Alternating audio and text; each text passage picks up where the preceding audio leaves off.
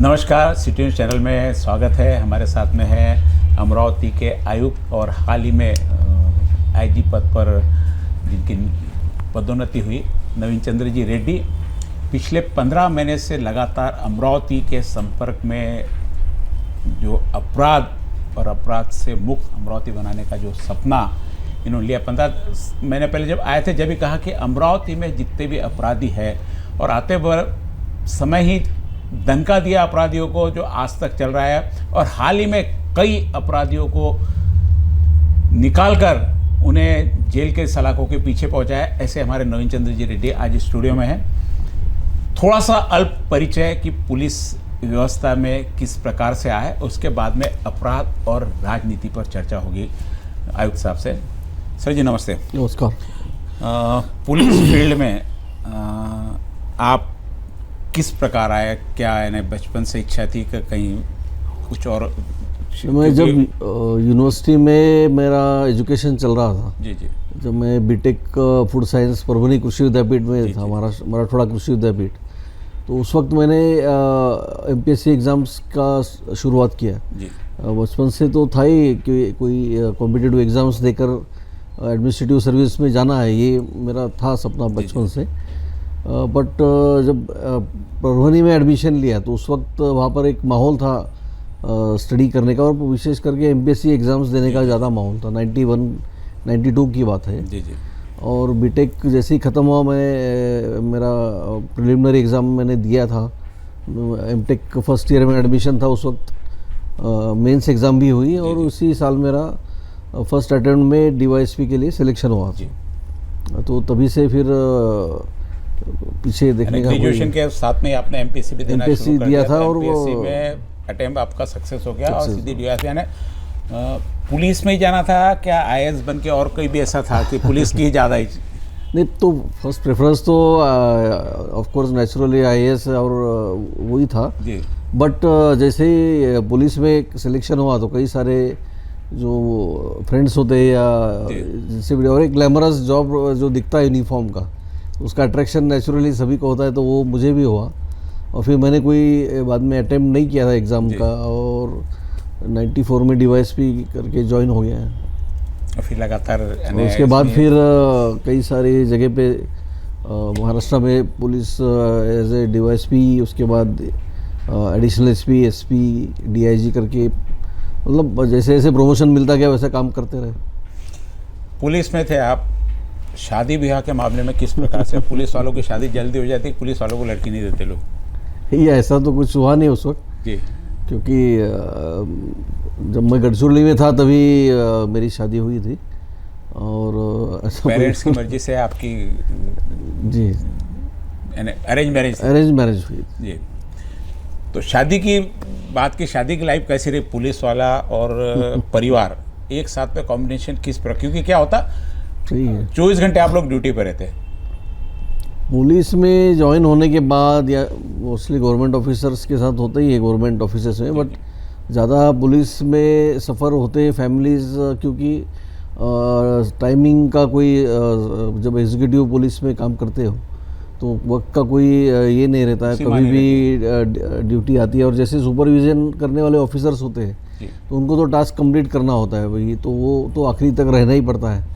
तो उसके लिए काफ़ी सारी जवाबदारियों में कई बार छुट्टी नहीं मिलती है, कई बार मतलब जब कोई फंक्शन होता है घर में या कोई शादी होती है या कोई भी इवेंट हो, तो पर्सनल लाइफ में बहुत प्रॉब्लम्स आते हैं पुलिस अधिकारी या कर्मचारियों के, कि उनको टाइम पर छुट्टी मिलती नहीं है, तो इसलिए वो जो है घर वालों को ज़्यादा वक्त नहीं दे पाते, या फिर अपने दोस्तों को या रिश्तेदारों को ज़्यादा वक्त नहीं दे पाते। ये तो सभी का कंप्लेंट होता ही है, और नेचुरली अपने वाइफ का और बच्चों का भी होता ही था।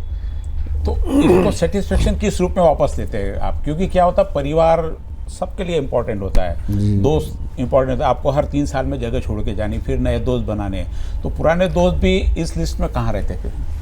जो दोस्त होते हैं, तो अभी मैं काफ़ी महाराष्ट्र में काफ़ी शहरों में काम कर चुका हूँ, तो हर जगह जा भी जाता हूँ तो अच्छे नए दोस्त बन ही जाते। और जो पुराने जो दोस्त हैं अपने गांव के, अपने शहर के, कॉलेज के, तो अभी भी संपर्क में होते। फैमिली को डिस्टर्ब होता ही है, बच्चों को हर 2 साल में घर बदलना या 2-4 साल में स्कूल चेंज करना, ये उनकी लाइफ में एक डिस्टर्बेंस होता ही था। और बट एक पार्ट ऑफ लाइफ करके जब उन्होंने देखा कि इसमें अभी कोई सुधार पर्याय नहीं नहीं हो है। सकती, तो उन्होंने Accept वो कर लिया। एक्सेप्ट किया। और वो काफ़ी मतलब अगर फैमिली का अपने साथ हो, फैमिली अपने को साथ दे तो और जी। अच्छा काम कर सकते, ये उनको भी पता चला। तो नेचुरली उन्होंने भी काफ़ी हमारे जो भी ये थे, मतलब टाइम का जो प्रॉब्लम आता था उसमें कोऑपरेट किया, उन्होंने, एक्सेप्ट जो किया। और फिर चलो पत्नी ने एक्सेप्ट कर लिया। बच्चे हर 2 साल में जैसे बता रहे कि स्कूल बदलना पड़ता, उनके दोस्त बदलते, उनकी मेंटेलिटी ये होती, वो किस प्रकार से प्रिपेयर हो जाती है? मुझे एक ही बेटा है और उसका एजुकेशन औरंगाबाद में हुआ। जी और कब हमने बाद में फिर एक ही जगह पे फैमिली को रखा उसके एजुकेशन के लिए, औरंगाबाद जो अभी संभाजी नगर शहर है, वही उनका एजुकेशन कंप्लीट किया 10th-12th तक। तो एक स्टेबिलिटी लाने के लिए जो फैमिली को भी सेक्रीफाइस करना पड़ा। मैं घूमता रहा, बट वो एक जगह रुके बच्चे के एजुकेशन के लिए। कई बार प्रोफेशन स्वभाव बन जाता है। पुलिस की नौकरी रौब, दबाव वाली भाषा में बात करना, क्या परिवार में भी ऐसा होता आपके साथ में कभी? ये कभी कभी हो जाता है, क्योंकि काम का तनाव घर पे भी जाता ही है। बट जहाँ तक हो गया, मैंने काफ़ी बैलेंस करने का कोशिश किया और हुआ भी है। बट हो जाता कभी, जब यंग रहते थे, जब यंग जो वक्त था 20 साल पहले का, तो वो दौर थोड़ा और ज़्यादा तकलीफ वाला था, ये होता था। बट अभी हम लोग भी मैच्योर हो गया वक्त के हिसाब से हमें पारिवारिक ग्रुप में मैच्योर हो गए। वक्त के हिसाब से आदमी सेटल हो जाता है, मैच्योर भी हो जाता है। तो मैच्योरिटी सब में आती है, आना भी चाहिए। कोई ऐसा परिवार का अनुभव कि आपको लगा कि मैंने पुलिस की नौकरी क्यों की करके? नहीं, ऐसा तो कोई अनुभव नहीं आया। बट होता है ना, जब देखते हैं कि वक्त नहीं दे पाते बच्चों को, या फैमिली के कोई फंक्शन से, अभी भी फैमिली में कोई फंक्शन हो तो मैं अभी भी यहाँ भी था, तो कई सारे पिछले साल में कोई घर के कार्यक्रम में, या दोस्तों के वो जो क्लोज फ्रेंड्स थे जा नहीं सकते। उनके कुछ कार्यक्रम में नहीं जा पाया, तो वो उतना वो समझते हैं दोस्त लोग भी। बट एक होता है कि ये जो एज है, अब उसमें जो दोस्त है या रिलेशन है, उनको भी लगता है कि आना चाहिए, ऐसे कुछ मिस कर लेते हैं। बाकी तरह से तो देखिए सब कुछ रिवार्ड मिलते रहता, एक कोई ऐसा कार्य है जिसमें सारे परिवार ने सामूहिक रूप से आपको रिवार्ड के, नहीं पुलिस में जाके बहुत अच्छा काम किया? ऐसा कुछ नहीं, बट जब हमारी ये जो प्रशंसा जब नागरिकों की तरफ से होती है, या कभी अप्रिशिएट होता है, रिवॉर्ड मिलता है, या जब, तो नेचुरली घर वालों को भी वही हमारा अचीवमेंट पे उनको भी खुशी होती है। जब मुझे राष्ट्रपति का पुलिस पदक मिला और सकुटुम्ब हमने जब जाके गवर्नर के साहब के हाथ से लिया, तो वो भी एक आनंद का क्षण था उनके लिए, फैमिली के लिए, बच्चे के लिए। यानी जितना समय फैमिली से निकाल के जो लिखता, बाकी जब अपनी ये लोगों को अपनी तारीफ मिलती है, परिवार को दिखता है, निश्चित रूप से तो जितना समय कम दिया उसकी पूर्ति कहीं ना कहीं से इस रूप से हो जाती है। ये था व्यक्तिगत, थोड़ा सा व्यक्तिगत बातें साहब की। अमरावती में 15 महीने आयुक्त साहब को हो गए। सब सीधा अमरावती का क्या अनुभव रहा, अपराध और राजनीतिक का? अमरावती शहर में मैंने डायरेक्टली कभी काम नहीं किया था। मैंने पिछले 20 साल से जो अलग अलग डिपार्टमेंट्स में काम किया, मैंने पुलिस में एग्जीक्यूटिव में काम किया, इंटेलिजेंस में काम किया, ATS में काम किया। तो अमरावती शहर में आना जाना हुआ है, बट यहाँ पर काम नहीं किया था। तो डायरेक्टली यहाँ का इन्वायरमेंट और यहाँ की डिटेल्स नहीं पता थी। पर जो भी सुना था बैचमेट से, मित्रों से, तो पहले लगा कि कुछ मुश्किल हो सकता है यहाँ काम करने में, या जो परिस्थिति में मैं यहाँ पोस्ट किया गया था, जी। एक राजनीतिक अस्थिरता थी, या जो यहाँ पर पार्श्वभूमि थी दंगल, जो या कम्युनल राइट हुआ था 21 में, उसके बाद एक हत्या भी हुई थी। तो उसकी वजह से जो कम्युनल एटमॉस्फेयर था यहाँ पर, वो पार्श्वभूमि में आया था। बट जैसे ही मैंने काम हाथ में लिया, शुरू किया, तो और धीरे धीरे महसूस हुआ कि लोग काफ़ी कोऑपरेटिव है, काफ़ी मिलनसार है, और अच्छे लोग हैं सभी, जो हर चीज़ में, और शहर की प्रगति चाहते हैं, शहर में शांति चाहते हैं, अमन चाहते हैं। और राजकीय भी लोगों ने काफ़ी सहकार्य किया है। मुझे नहीं लगता मेरा किसी राजनीतिक व्यक्ति से कुछ वाद हुआ या बैर हुआ है, कि क्योंकि उनका अपने जगह पे सही होता है और हम अपने जगह पे सही होते हैं। तो सही रास्ता निकालना ज़रूरी है। ये अभी इतने साल का अनुभव है, तो रास्ता निकालना हमें आता है और निकालना भी चाहिए। अमरावती और बाकी शहरों में अपराधीकरण और अपराध किस नज़र से देखते हैं आप? अपराधीकरण देखिए, जैसे भी अभी माहौल बदल रहा है शहरों का भी आधुनिकीकरण की वजह से, और जो मार्केट में अलग अलग नए नए चीज़ें आ रही हैं, तो उसकी वजह से अपराध का भी स्वरूप बदल रहा है। जो आप पिछले कुछ सालों पहले देखते थे या पिछले दशकों में एक अलग स्वरूप था अपराध का, अभी कुछ अलग स्वरूप होता जा रहा है। अभी वाइट कॉलर क्राइम्स है, इकोनॉमिक ऑफेंसेस है, साइबर क्राइम्स है, महिलाओं के संदर्भ में जो गुने हो रहे साइबर वर्ल्ड में, टीनेजर्स में, जुवेनाइल्स का क्राइम का ग्राफ बढ़ रहा है।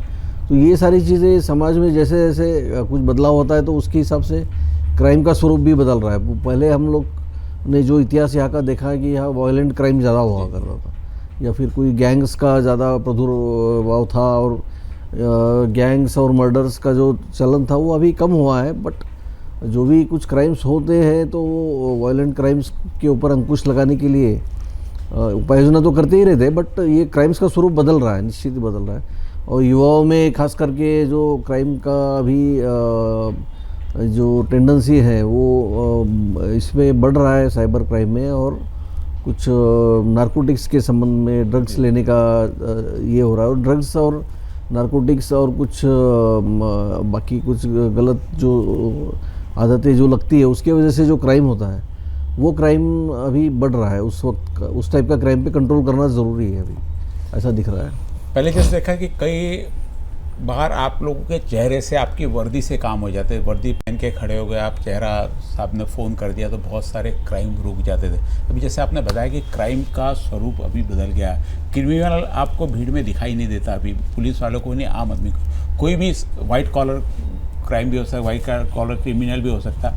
ऐसे में क्या पुलिस की पुरानी व्यवस्था और अभी क्राइम तलाशने की व्यवस्था में कुछ फ़र्क आया है? क्या पुलिस पुराने इस पर ही चल रही है अभी?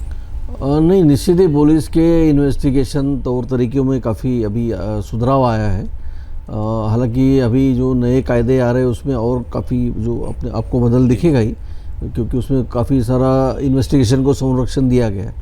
बट अभी भी जो व्यवस्था है उसमें काफ़ी आधुनिकीकरण आया है। फोरेंसिक पे ज़्यादा अभी भर दे रहे हैं, और जो तांत्रिक एविडेंस है, टेक्निकल एविडेंस जिसे बोलते हैं, और साइंटिफिक एविडेंस, उसी पे ज़्यादा काम करना पड़ रहा है। और अभी नए जनरेशन के जो अधिकारी आ रहे हैं, कर्मचारी आ रहे हैं, तो वो भी सब ज़्यादा पढ़े लिखे हैं, उनको भी अच्छा नॉलेज होता है। तो टेक्निकल और साइंटिफिक इन्वेस्टिगेशन पे ज़्यादा जोर दिया जा रहा है, जिसकी वजह से जो एविडेंस है, जो सीरियस ऑफेंसेस में एविडेंस है, वो एविडेंस की वजह से एक्यूज्ड को जो है कोर्ट में सज़ा होना चाहिए, वो दृष्टि से काम होता है। पहले जो है काफ़ी सारा एविडेंस जो है वो ओरल और ये एविडेंस होता था, और सर्कमस्टेंशियल एविडेंस पे कम एविडेंस जो है मिलता था। लेकिन अभी काफ़ी सारा सुधार आया है टेक्निकल और साइंटिफिक में, और एक्यूज्ड और सभी लोगों को काफ़ी राइट्स अपने हक का काफ़ी जो है उनको भी पता है, ह्यूमन राइट्स पता है, अपने न्यायिक अधिकार अभी लोगों को ज़्यादा पता है, और क्रिमिनल मेंटालिटी या क्राइम करने वालों को और ज़्यादा पता होता है।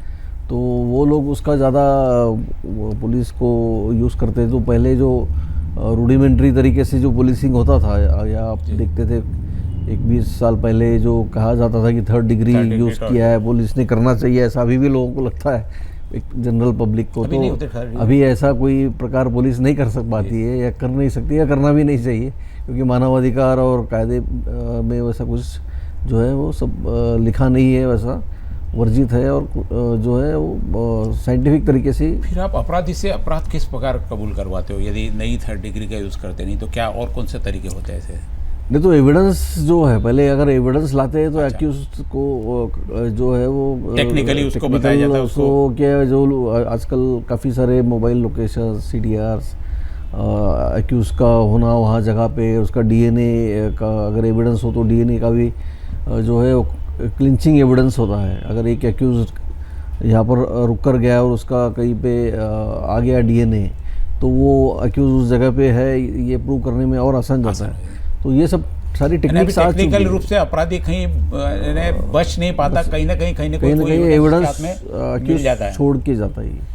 एक आपने बताया कि सबसे ज़्यादा क्राइम का ग्राफ अभी जुवेनाइल में और जैसे टीनेजर्स में बढ़ रहा है, इसके लिए क्या उपाय है? क्योंकि देखें 14 साल से 16 साल के बच्चे, यानी 9वीं से 11वीं 12वीं के बच्चे पूरे मैच्योर नहीं, टीनेजर्स में उनको ड्रग्स के साथ में लड़कियां और कुछ क्लब्स और उनके मीटिंग, ये सब सारे चल रहे। इसके लिए क्या उपाय योजना? क्योंकि कई उनके ऊपर बहुत आप सख्ती नहीं कर सकते, आप पकड़ नहीं सकते, मीडिया में कहीं उनके नाम नहीं बता सकते ताकि वो कोई, बाकी लोग तो बदनामी के डर से काम नहीं करते।